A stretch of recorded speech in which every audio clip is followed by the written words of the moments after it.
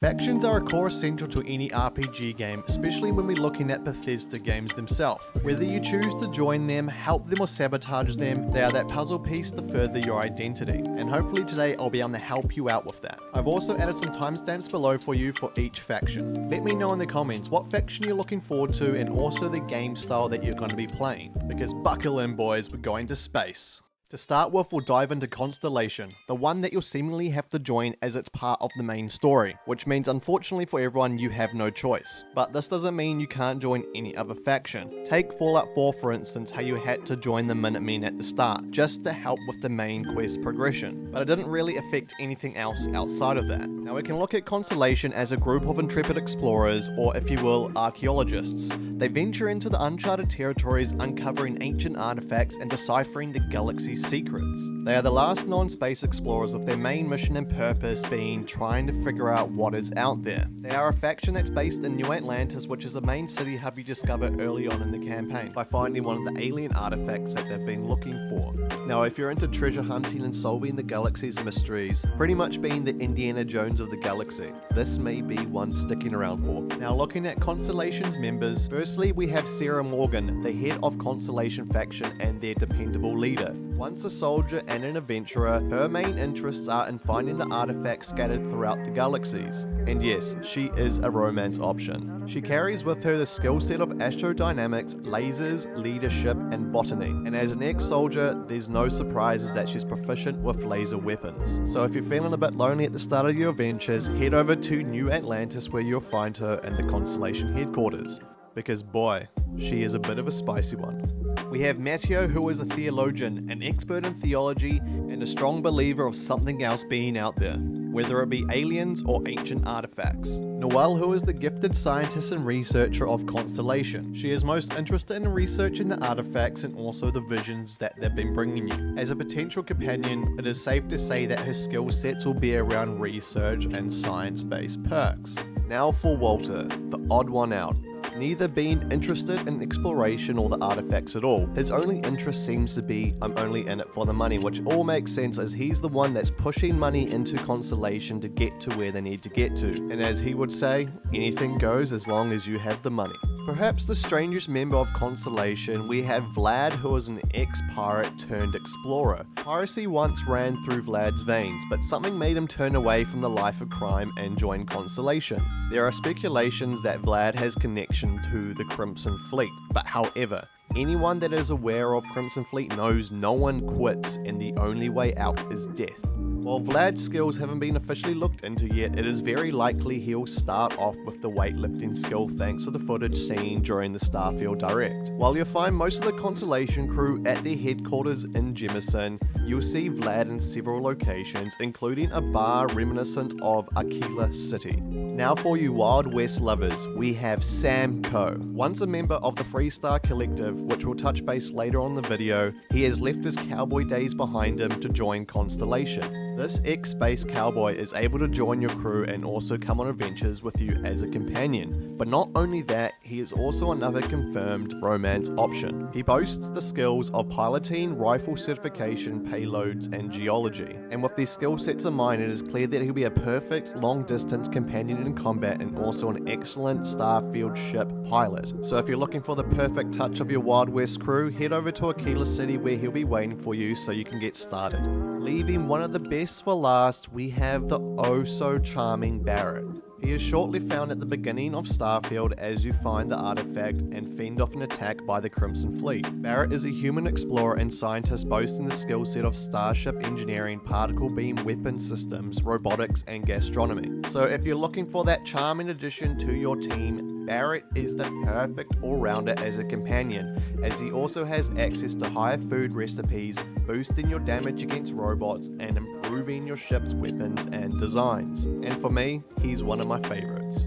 The United Colonies was established in 2161, making them roughly around 169 years old at the start of Starfield's narrative, and at that point in time they were in massive conflict with the Freestar Collective, which is known as the Colony War. And while the two factions made peace in 2310, it was still an uneasy truce. This republic deems itself to have the largest military presence in all of the systems, and it sees itself as the ideal force of the future. This faction gives off large Halo vibes, sort of reminding me of the UNSC Marine Corps, protecting their kind from any massive threats out there, which reflects back to United Colonies' massive political and governing body.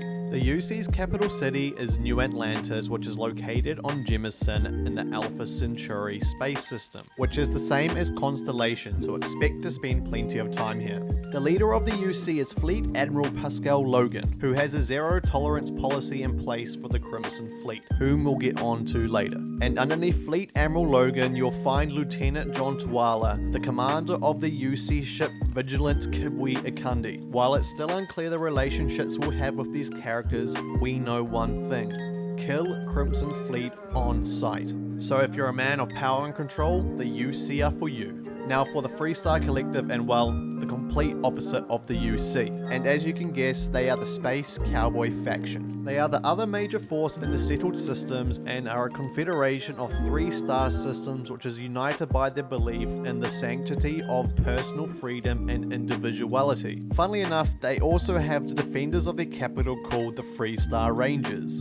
The Freestar Collective's capital city is Aquila, which was founded in 2167 by Solomon Coe, just 6 years after the founding of New Atlantis in the Jemison system. And if we do a bit of quick math, that's 163 years before the events of the main story. Despite the faction's stance on personal freedom, the capital city is surrounded by an enormous wall which keeps out the hostile alien fauna such as the Ashtar, a hybrid creature that is a mixture of a velociraptor and a wolf. Based on where the Freestar Collective are in terms of power and numbers, they're kind of a group that are free for all, one for themselves. As long as it benefits the Freestar Collective, they really don't care what they do. The Crimson Fleet are the certified baddies of the settled system. They're space pirates that maraud the inky black abyss in search of loot. They reflect a very strong Raiders persona from Fallout 4. They don't follow any established rules, they don't care, they roam around the space searching for loot and seizing it from any spacers who are unfortunate enough to get in their way. They are recognizable from their futuristic Jolly Roger symbol, their red-hued armor and skull masks. So keep an eye out for that attire if you're not interested in taking in the jolly action. Unlike the other factions, the Crimson Fleet do not have a capital city. They started out in the Cryotic system, but they slowly expanded to disrupt the operations of the United Colonies and FC in the wider settlements. And with that being said, the player's first likely encounter with the fleet would most likely be on the moon of Crete. The only current member that we're aware of at the moment is a pirate called Brogan, who seems to be several levels stronger than any of the pirates, almost to say that he is possibly one of the leaders. And did I tell you they hated the UC? Because boy, they hate the United Colonies. According to the developers, players can either join the Crimson Fleet in earnest or embed themselves as informants to help another faction. And with that being said, it seems like there's going to be a lot of betraying one another to get you where you need to get to, whether it's within the fleet or against them. As they are the most cutthroat factions, just remember when you join, no one quits, the only way out is death. While we know a little about the Ryujin Industries, there are a few things that we can take away from the faction's name and location.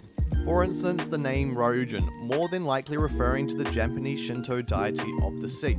It was believed that the deity was the bringer of rain and thunder, and also a large knowledge on medicine, which is where the medical aspect stands out, as we've already seen a large number of medical facilities in Neon, such as the Reliant Medical. Given that the other faction, Xenofresh in town, is interested in producing narcotics, perhaps Ryujin Industries is focusing on cures or treatment, resembling a possible rivalry between the two. You're able to join the Ryujin Industries by applying for a job improving their metal as a corpo, which was stated by the lead quest designer as one of the best faction starts of them all. Now looking at the Xenofresh Corporation, who are responsible for the transformation of Neon City from a fishing outpost to a Vegas-like pleasure city. After scouring the waters below them, Xenofresh discovered a fish that had psychotropic qualities and started manufacturing and selling a drug called called Aurora, which resulted in the substance being illegal and subsequently banned from everywhere else but Neon. So if you're interested in sampling and distributing it, you know where to head to.